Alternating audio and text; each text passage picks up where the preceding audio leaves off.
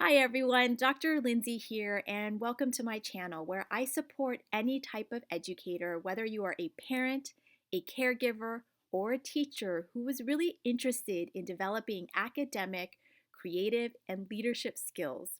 And I am super excited today because today we are talking about community service.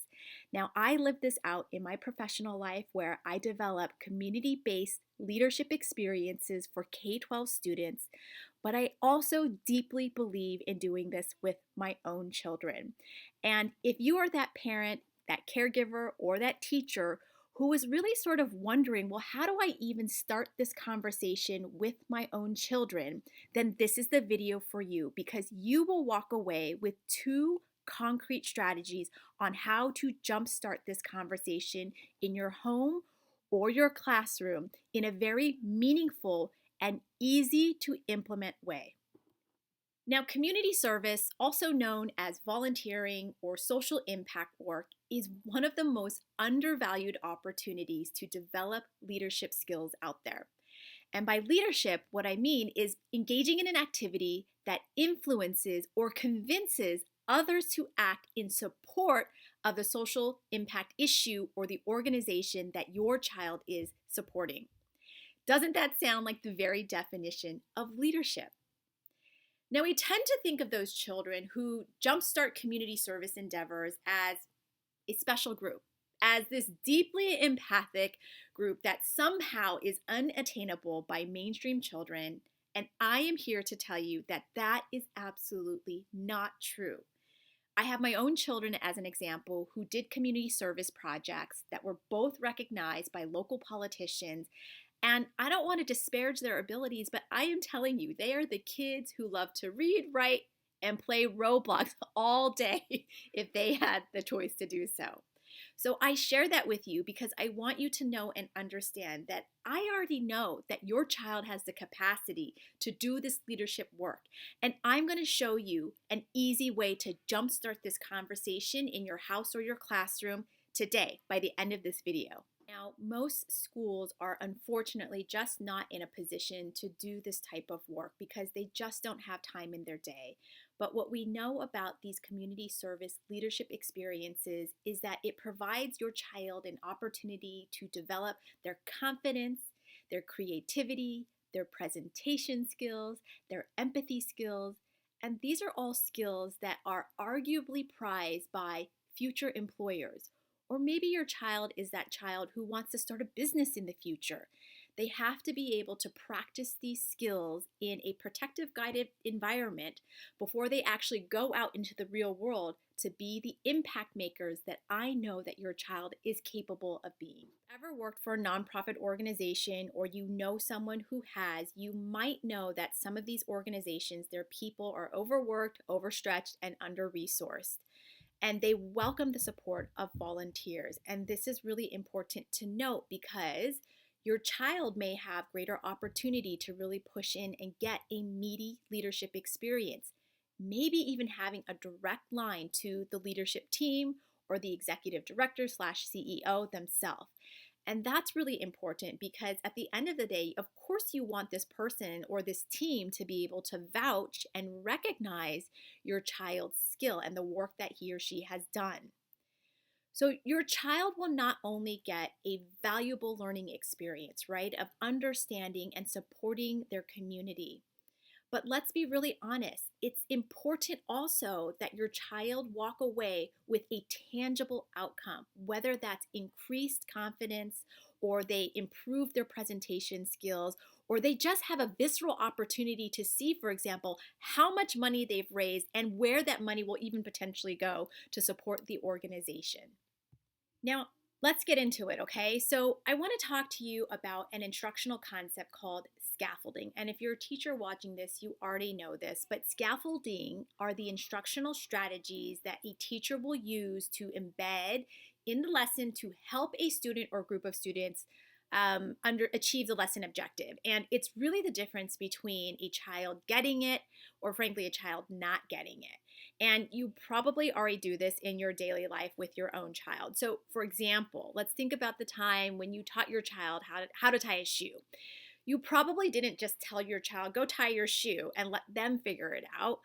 You probably sat down, you modeled it, you showed your child how to do it, and then you practiced it.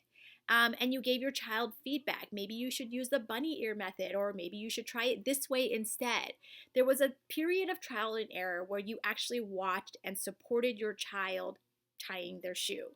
Now, this is exactly what instructional scaffolding is. It's that conversation, that modeling, that then practicing together, the feedback that you're giving. Those are all examples of instructional scaffolds. So, the person who defined this concept is educational psychologist Lev Vygotsky. That's him there. And Vygotsky came up with the idea of the zone of proximal development, otherwise known as the ZPD. And the ZPD is really the sweet spot of instruction. That's the optimal place where learning really takes place. It's the space between what your student or your child can do independently and what he or she can do with adult guidance or in collaboration with more capable peers.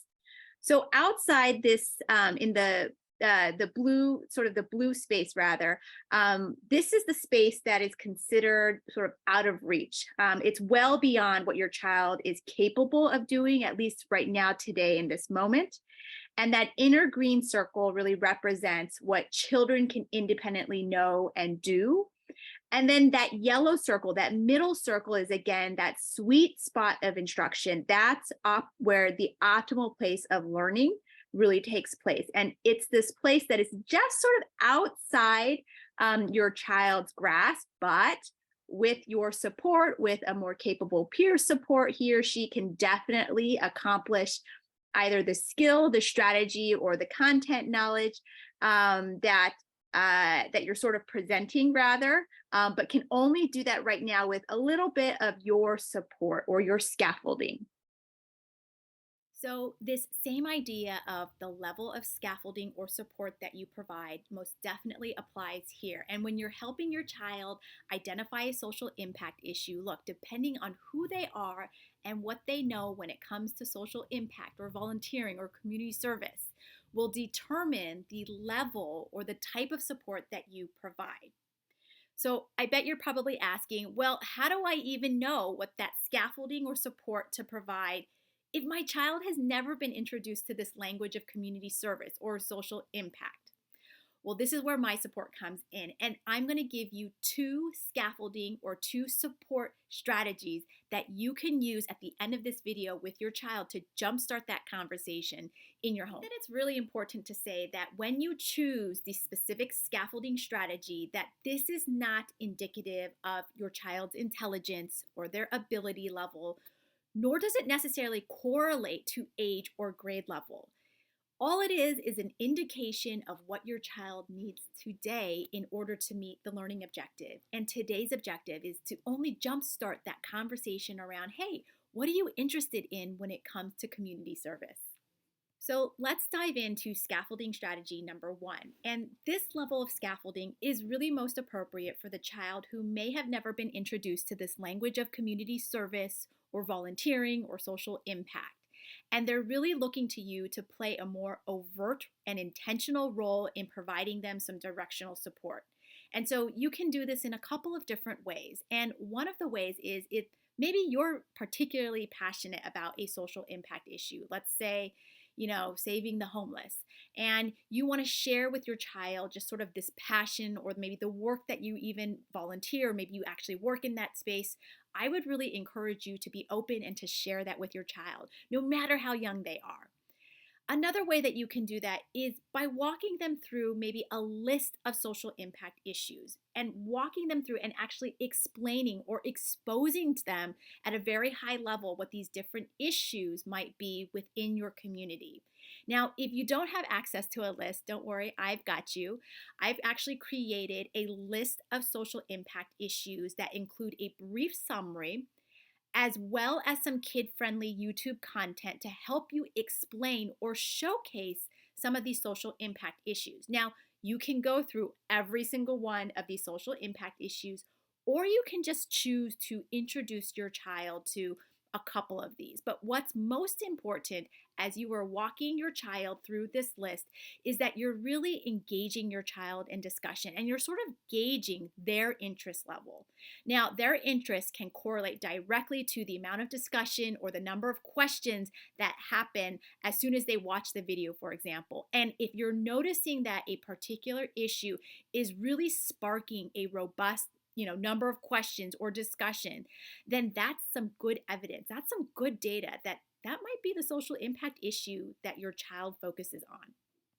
So let's talk about scaffolding strategy number 2. Now, this level of scaffolding is really more appropriate for the child who has some idea of community service. Maybe he or she has actually volunteered before, or they're at least familiar with the concept of social impact work.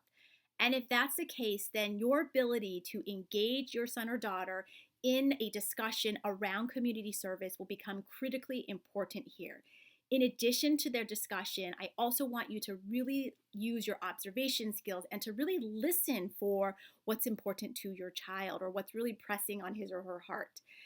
When my daughter originally identified homelessness as sort of her community service objective or her community service project, if you will, she noticed, this was during the pandemic, that there was a growing tent community, unfortunately, right outside of our neighborhood. And, for the days that we were driving out, we weren't doing it obviously every single day, but it was very concrete because we would see the number of tents essentially go up and grow every time that we drove by.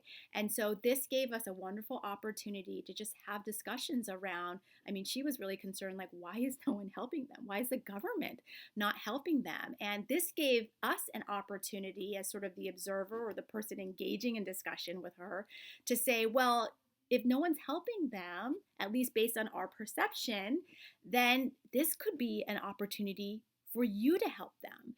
And that just sort of opened up a conversation around, well, what can you do? What are some things or what are some organizations that are even supporting homeless people in our area? And we, instead of doing homework, we were doing a lot of research around this concept, or not this concept, but this impact issue of homelessness and what could we do to really support their needs.